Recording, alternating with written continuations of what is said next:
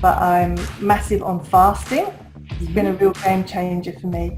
I don't eat anything solid. I just drink tea before about midday usually, often later depending on what's going on in my life. That's been huge. That's really helped me after years of making myself eat breakfast, because that was the thing to do, you know, best meal of the day. The meal of the day. Yeah, all through my life. Now that I don't feel that, I've never really wanted to eat breakfast, and now I feel like I don't have to. It's made a huge change in my energy levels and my ability to avoid all those cravings. Hi, and welcome back to The Peaks Life with myself, Lynn Fernie, and Mike Warren. And today we're joined by special guest, Sarah Nicholls. Sarah, welcome to The Peaks Life. Thank you so much for having me. I'm a massive fan. I've been following you since the beginning, so it's really awesome that you've asked me to come on, and I can't wait to have a little chat. Great. And for people who are listening right now and watching and tuning in, just want to say stick with us, because you might find that, you know, this topic is a bit left of field, but Sarah's got some really fascinating insights in the keto world and lots of valuable information. So let's dive straight in. Sarah, just want to tell us a bit about yourself, help the people tuning in understand a bit about you and how you've got to this point. Okay, so I was born in a small village in England called Hypnobirthing. I was actually born at home myself, which is quite relevant to this conversation. Back in Hildenburg in the late 60s, it was routine for women to have their first baby in hospital, and as long as they managed to squeeze it out of their appropriate orifice, then all subsequent babies were then born at home. And Mike, you yourself were the same. You were born at home. Yes, I was. And at the appropriate orifice, I might add. Are you sure? According to witness statements on the day. And I just think it's interesting to reflect back on those times where my parents grew all their vegetables in the garden, and they would go to their local greengrocers and buy their weekly meat from the butcher, who could tell you the name of the cow that the sausage etc. came from. My parents didn't have a car until I was about 10, 11 years old, so we walked a lot every day, involved movement and exercise. There was, anywhere that we went involved movement of the body, and that was my upbringing. I'm talking about this now because I feel almost like we've come a full circle. We're kind of like heading back into that direction now.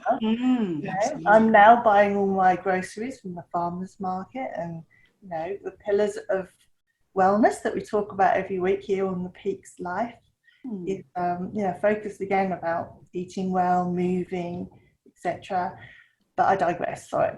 So yes, born in Hildenburg, the youngest of 3 children, lived a very normal average life until about 35. I'd had 3 children, loved being a mother, and just almost like this weird tap on the shoulder. It's the best way I can describe it. I know it's weird and hippie, but I just had this feeling that I had to become a midwife. It was like my vocation in life. There's no sense, no one chooses to be a midwife because they want to be rich or because they want to be comfortable. It's just something that comes to you and you literally have no choice. So I, with 3 young children who were all at school at this point, I went back to studying, went to university. I did 3 A-levels in 1 year because that's how keen I was. Went to university and became a midwife. So the place where I trained in Kent, Tunbridge Wells and Maidstone District Hospital, they had been a water birth centre for many years. Back in 1980s, this very famous obstetrician, Michel Odont,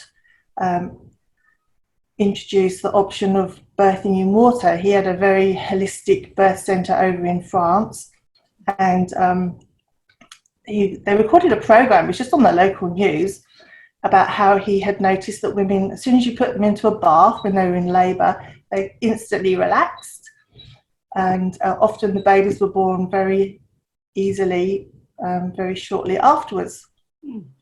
So lots of the women in our local area in Tunbridge and Tunbridge Wells started to explore this birthing option. So when I trained 25 years later, within my hospital where I was a student, water birth was normal. It was nothing unusual. Everyone, if someone was struggling in the first stage of labour, you just hear someone out, "Can you fill the bath?" And that's what we did. Popped them all into the bath, and that would help. It just makes you relax. Pregnancy and birth are all about relaxation. It's all about allowing your hormones to work. So rolling forward a few years, I emigrated to Australia with my family and started working locally in a maternity hospital down in Fremantle, down here. And at that point, when I arrived, I was told, "Oh no, water birth is illegal in WA." And I was like, "What? Am I going to prison?" But what that actually meant, there was no policies to support it at that point. There was a massive demand. I'd had several accidental water births in my first couple of months working here and had to fill in big piles of paper and risk forms as a result. But, I think within maybe 6 months of my starting, they decided that they really wanted to offer this option for women. So I got involved in the Working Party to introduce water birth to the women for WA. And rolling on from that, my role within the party was to try and make midwives feel comfortable with facilitating this option. So many of them, it was just considered weird, wacky, candles and sandals. Why would you want to birth in water? We don't have fins, that's not what humans do. They didn't really understand the benefits of it. And there was a lot of change is a very difficult thing for a lot of people. So my job became to try and facilitate the midwives to become confident to facilitate water birth, which is ended up becoming my master's thesis. So after maybe 2 or 3 years of interviewing women, I actually produced a master's thesis examining how to make people feel confident delivering women, offering the option to birth in water, how to make midwives feel happy to do that. Which rolled on. I presented at the International Congress for Midwives in Prague at the end of 2014, and my research has been published in a the leading peer review midwife journal in the world, and I've gone on to continue enjoying. I've had a big leap into research, but after that massive leap, I've actually pulled back because my love and my heart, my soul is in clinical midwifery. So I've actually moved back into a clinical role. I'm now actually working for a publicly funded home birth service. So every month I get allocated 3 beautiful women who want to have a natural, normal birth. And my role is to support them on their journey, whatever that looks like. They can choose to birth at home at one of our amazing birth centres here in WA, or if they prefer, they can have my support in their local hospital. So I'm blessed to have such a beautiful job, which I love doing.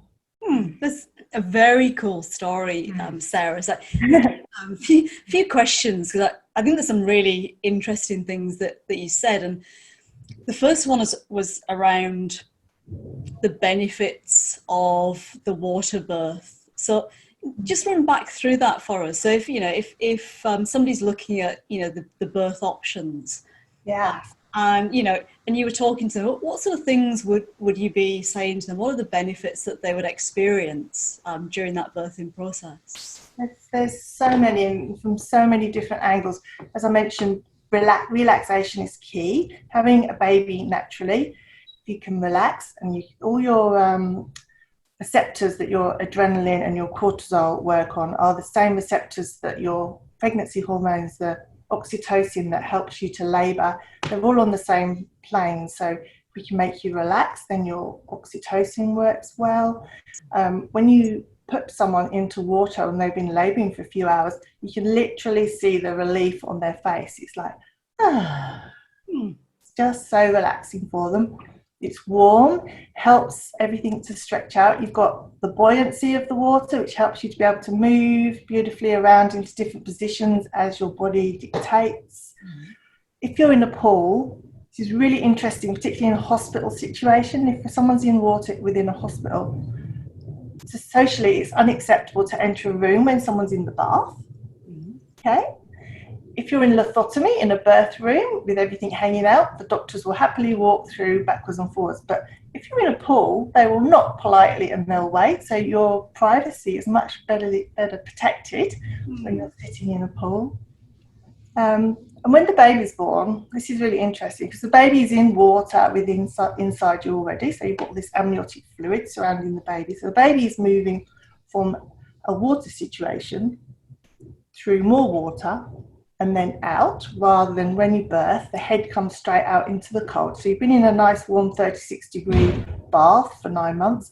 When your head hits that air, it's a massive shock for the baby. It's a bit like being woken up by an alarm clock.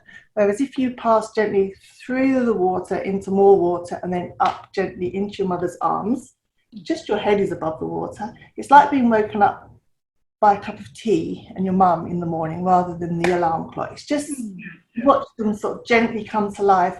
Often they don't cry. There's none of that screaming. They're still attached via the cord to their mother for as long as possible. Really gentle transition into life. Often a much, much happier baby that will breastfeed well and will just, gently transition into a beautiful life. Amazing. And Sarah, what's the background to waterbirthing? Is there something to say that this is a practice that has been adopted through the ages, or is it a more modern practice? Well, there's stories from the past from Aboriginal people who will go to the lake to birth their baby. It's the old Aboriginal tradition. The women of the tribe would just take them to the lake when it was time for them to birth. And back in New Zealand as well, there's a big history of water birthing in New Zealand. Back in our home over in the European states, really it's recorded from the 1920s, really the advent of modern plumbing, because it's a bit chilly over there most of the time, isn't it? So what modern plumbing and water, that's kind of where water birth was born over in Europe. But it's huge. It's massive over there now. Yeah. Yeah, it's interesting because, if I think back to, my childhood in the UK, and especially in the northeast of the UK, where it's definitely a bit chilly. I can imagine some of the bodies wouldn't be very pleasant to be born into, but I can certainly see how, it's taken off there, because I think the adoption of some of these ancestral type of techniques has become really big in the last sort of 30 to 40 years. So it's awesome to see. It all it sort of loops back to the whole, we seem to have, the last couple of generations, things have changed, but now we're all recognising that actually that was the better way to do it. The home birth and low risk births are actually as safe as hospital births. So there's a big swing almost back to 2 generations where we grew our own veggies and we knew what we were eating, and plant-based diets. Bee jams and Icelands need to go back to where they came from, because processed food has been shown not to be good for us. And the same with birth. When you're born, as you pass through your birth passage out into the world, you pick up all the microbiome which will be seeding your immune system for the rest of your life. So by bypassing the vaginal pathway, there's all sorts of emerging evidence about how that puts you at an increased risk of autoimmune diseases, obesity, allergies for the rest of your life. It's such a huge topic that's emerging. It's a massive topic, isn't it? And, you've been reading a lot about that recently, how, children and even adults now who were born by C-section, by cesarean section, which became very trendy for a while, to pick your birth date and book yourself in for the C-section. It all sounds great, but that's so clinical and sterile that, as you said, babies are not getting their dose of immunity that we would traditionally have got. Yeah. And it's your immunity is passed from generation to generation. So it's like I have the same microbiome as my mother and my grandmother, and my daughter has the same microbiome as I do. And that's something that you can't recreate. Well, that's it. And again, it's really interesting when you look at the microbiome, you look at the gut, you look at, again, we've got that trend, we've had the sterile births, we have antibiotics, and all of these things are wonderful because they can be life-saving. I mean, somebody who's having a difficult birth, the C-section is life-saving.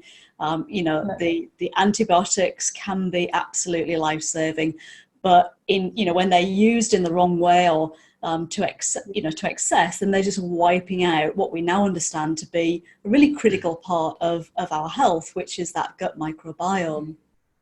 So I think it's something that we still don't know enough about, and I think in the next 10 to 20 years we'll start to realize just how important it is, and hopefully people will start to adopt more and more of these let's say traditional practices, because if we can take the mixture of the traditional, what's good from traditional, and our modern technology and put them together, we've got the best chance to live long, healthy lives than any previous generation that's gone before us. I'm sure if I can wave the dad flag, I'm sure, and I don't know, but I'm sure that a water birth experience for the dad, seeing their partner much more relaxed, much more comfortable in a much more natural environment, not sterile, surrounded by drugs, than the clinical side of the birth, must be a much more enjoyable experience for the dad, and they can feel part of it rather than feeling like they're not medical, so they have to step away. Absolutely, Mike. Yeah, and within our role, I've delivered so many babies, but each father only really gets to deliver one or two. So we're really keen on the dads actually receiving the babies themselves and being so immersed in the experience that that they will always remember it as a really, really special day. And it is a super special day. So that gives me a really nice segue as well I wanted to ask your opinion, Sarah, about some of the trends that you're seeing. So if you think about, the last perhaps 3 to 5 years, and think about the health of the mums the mums to be that you're dealing with, what sort of health trends are you seeing? Are you seeing more pre-gestational diabetes? Are you seeing, more obesity? What's happening in that space? Yeah, we definitely are. I think as a nation, there's a lot more obesity in pregnancy. Lots and lots more assisted conceptions, lots of IVF, and people with fertility issues as well. I have looked after some ladies who have been living a keto lifestyle for sure. And as far as pregnancy is concerned, much like exercise and eating, if you've managed to conceive naturally and you're living a lifestyle, then that's the lifestyle for you. That's fine to continue on that lifestyle. We've had a few issues with routine testing and the keto lifestyle. When you're pregnant, when you get to around 28 weeks gestation, we routinely offer you something called a glucose tolerance test. I'm sure you guys are familiar with that term. It's like a diabetic screening test. Some people suffer with diabetes just because they're pregnant. Something that's transient. It comes once the baby's born, it goes. And one of the ways that they test for this is by offering a glucose tolerance test, which is almost like asking someone who's on a keto lifestyle to drink a good 75 grams of sugar. It would be awful for you, wouldn't it? Imagine someone making you drink 75 grams of sugar. It's a bit like someone who's lactose intolerant being made to drink a pint of fresh full-fat cow's milk. It's just it's not okay. But it has restricted people's birth choices in the past. Certain of the birth centres require this glucose tolerance test as part of their inclusion criteria. So we've had a few issues with that. You can actually birth at home without having had this test, but it is still part of the policy and procedures for the birth centres. But we're working really hard. Midwives are working really hard and asking the doctors to look at other options. Just recently, one of my clients who's living a keto lifestyle, she didn't want to do that. So she did a fasting blood test. She was very happy to do that. And she also did an HB1AC, which is like a long-term look at what your blood sugar levels are like. And we did manage to get her through the gate with those 2 tests. It's good. I mean, I think things are changing out there. I mean, what we see at the moment is that we're seeing more low carb doctors coming along. We're seeing more GPs who are prepared to use diet rather than drugs for diabetes. I think we're seeing, a bigger percentage of the population who are starting to become educated and realize that low carb or keto type of diets are potentially, healthier than all of the processed carbohydrates that they've been having. So, hopefully that's all going to catch up, and people will realize that there's a bit of madness going on there, forcing somebody to drink a sugar solution in order to check whether they're suitable to use a birthing centre. I think, it is interesting. What's your opinion, Sarah, on the keto diet in pregnancy? You mentioned there, if somebody's been on keto already, then it should be safe for them to continue because their body's conditioned to it, right? Yeah, and they are, and they've managed to conceive with that lifestyle.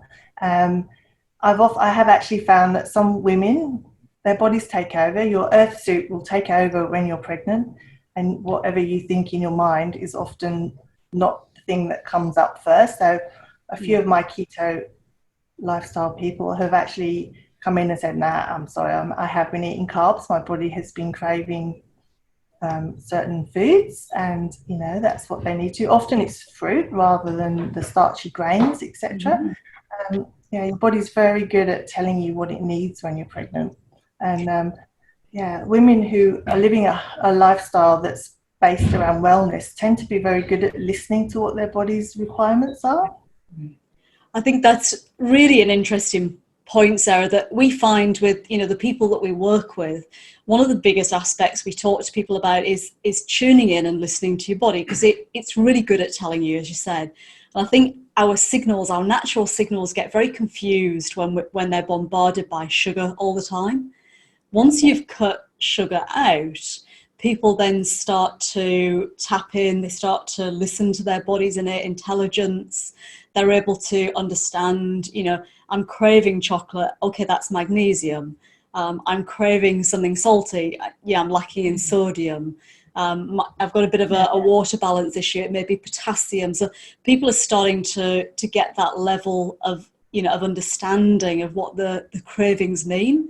And I think that it's fascinating because, you would know better than anybody that when you're pregnant, you basically have this massive insight into your health because it's all amplified during pregnancy.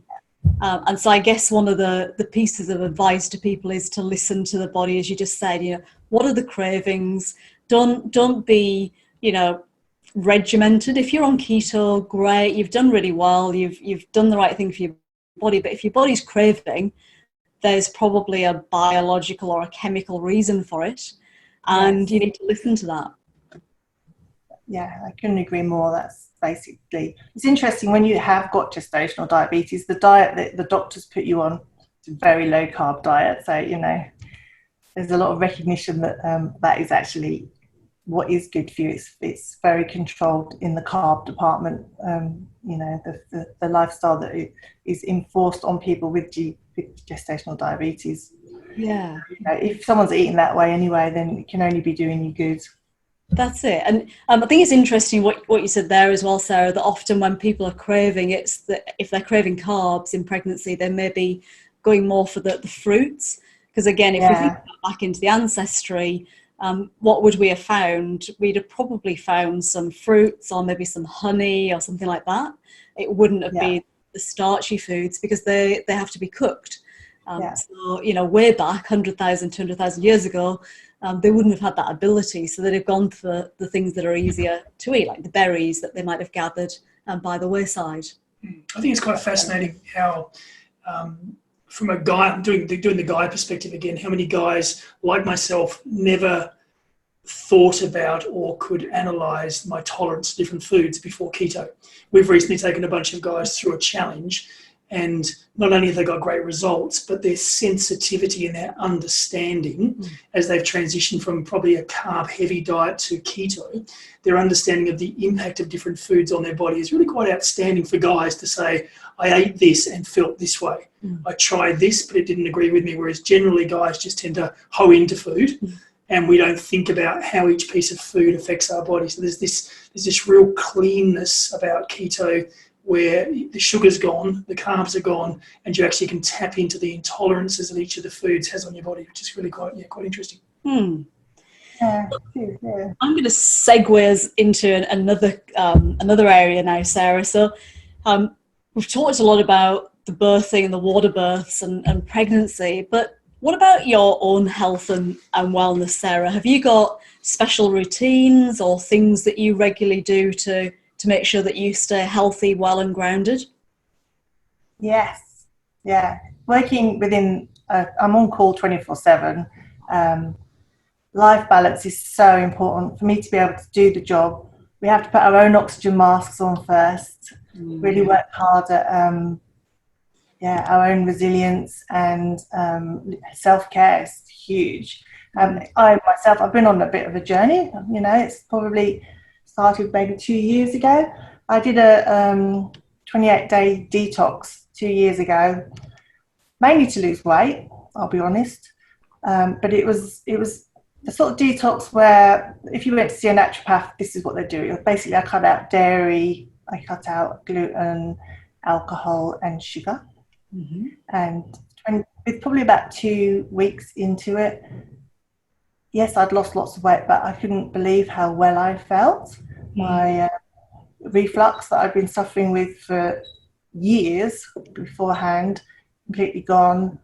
I have Hashimoto's, and thyroid, was on thyroxine for Hashimoto's, and actually had to reduce my dose of thyroxine. All the aches and pains that I just thought were me getting older diminished and started to go away. So yeah, from that point onwards, really started looking at wellness and movement and appreciating the pillars that we talk about, how important it is to eat well. I personally don't do a complete ketogenic lifestyle. I'm mainly plant-based. I don't have a gallbladder anymore, which I had removed about 9 years ago. Probably not necessarily, because after I had it removed, the symptoms that I had were still there. So I think the symptoms that I was feeling, the sort of tightness in the back of between my shoulder blades, was actually more related to stress than it was to actually my gallbladder. But as a result of that, I don't eat fats very well. So I don't do the whole keto thing, but I'm massive on fasting. It's been a real game changer for me. I don't eat anything solid. I just drink tea before about midday, usually, often later, depending on what's going on in my life. That's been huge. That's really helped me after years of making myself eat breakfast, because that was the thing to do, best meal of the day. The meal of the day. All through my life. Now that I don't feel that, I've never really wanted to eat breakfast, and now I feel like I don't have to. It's made a huge change in my energy levels and my ability to avoid all those cravings that go on. I'm big on movement. I have a dog, so we walk the dog 30-40 minutes every day. I tend to try and get little snips of activity into my day. So I'm visiting people at home or in clinics. I tend to park maybe 300-400 yards away from the house that I'm visiting. So I'm walking to the house and back from the house. If I go to Coles, I'll park at the back of the car park rather than the closest spot. So I really find incorporating exercise into what I'm doing is fantastic. I love Pilates, I love yoga, trying to do a bit more strength and cardio. I just haven't found my thing yet in those departments, but I'm still working. It's a work in progress. It's a lifelong journey. We always say it's a long game. So you talked there, Sarah, about diet, finding out what's worked for you, cutting out a lot of those inflammatory foods. You talked about the movement and trying to get movement in throughout each day, as well as organised sessions. But what about sleep? You said that you're on call 24/7. You can't get the babies to just wait for a few hours. We've had just 7.5 hours. So you must end up having, dysregulated sleep and interrupted sleep from time to time. What do you do, to either make up or to minimise the effect of that, I guess? Yeah, sleep is such an important thing. For many years I worked in the hospital and we were doing like shift rotation, so you do early shifts, late shifts, night shifts, all rotating around, and you always knew the midwives that did permanent night shifts, there was something not quite right about them. The whole being up all night thing catches up with you in the end. Your circadian rhythms don't do that naturally. It's so bad for your health, so bad for your health, and you feel it. If you've had a run of nights, you feel like you've got the biggest hangover in the world, and it literally takes you 48 hours to get back into your normal life activities. It's massive. It's a little bit easier. It's better and not better from where I am at the moment, because like you say, I'm on call 24/7, so I could go to bed and get called at 3 o'clock in the morning.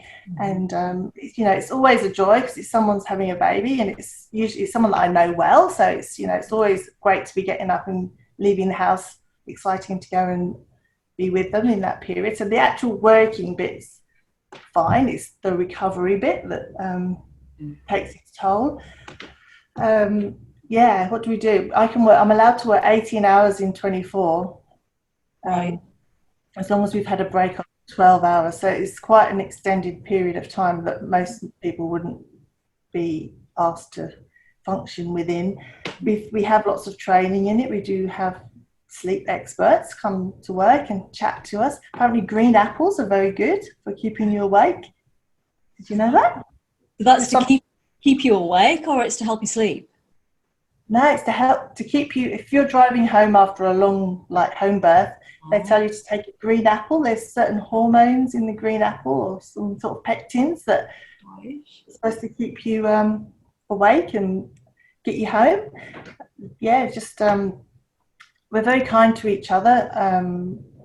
If I know one of my colleagues has had a really big night out, some of us sleep better during the day than others. So I've got a particular colleague who really struggles to sleep during the day. So we will try and, give her as much darkness sleeping as possible.